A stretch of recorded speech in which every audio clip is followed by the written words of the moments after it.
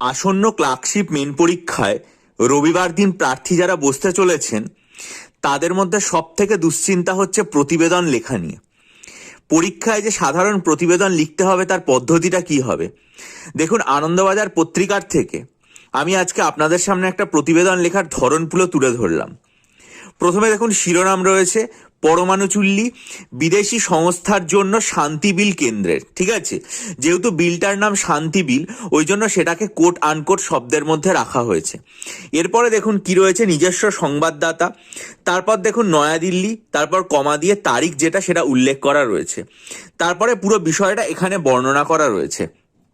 অর্থাৎ অনেক পরীক্ষার্থীর মাথায় প্রশ্ন থাকে যে শিরোনাম কতগুলো শব্দে হবে। দেখুন, কোনো বাধ্যতামূলক ব্যাপার নয়, শিরোনাম আর কি মানে এখানে বেশ অনেক কটা শব্দের মধ্যে করা হয়েছে। 2 নম্বর দেখুন, নিজস্ব সংবাদদাতা, তার নিচে লেখা হয়েছে। তারপরে নয়াদিল্লিতে এই বিলটা হয়েছে, ফলে নয়াদিল্লি এখানে দেওয়া আছে।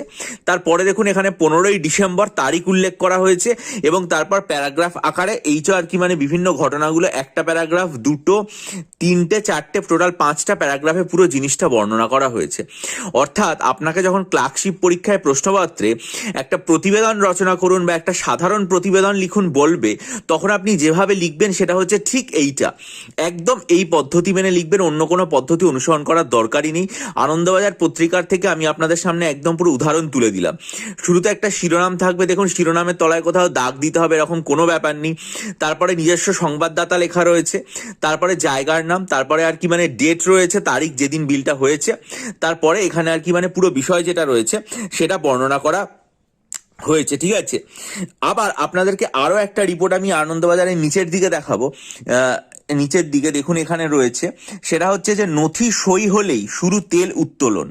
নথি সই হলেই শুরু তেল উত্তোলন। ঠিক আছে, এটাও দেখুন আপনারা, এটাও একই রকম ভাবে নিজস্ব সংবাদদাতা রয়েছে, নিজস্ব সংবাদদাতার পরে তারিখ উল্লেখ করা আছে, এই নিজস্ব সংবাদদাতা, তারপর জায়গার নাম, তারপরে দেখুন এখানে আর কি মানে তারিখ উল্লেখ করা, তারপরে আর কি মানে পুরো বিষয়টা রয়েছে।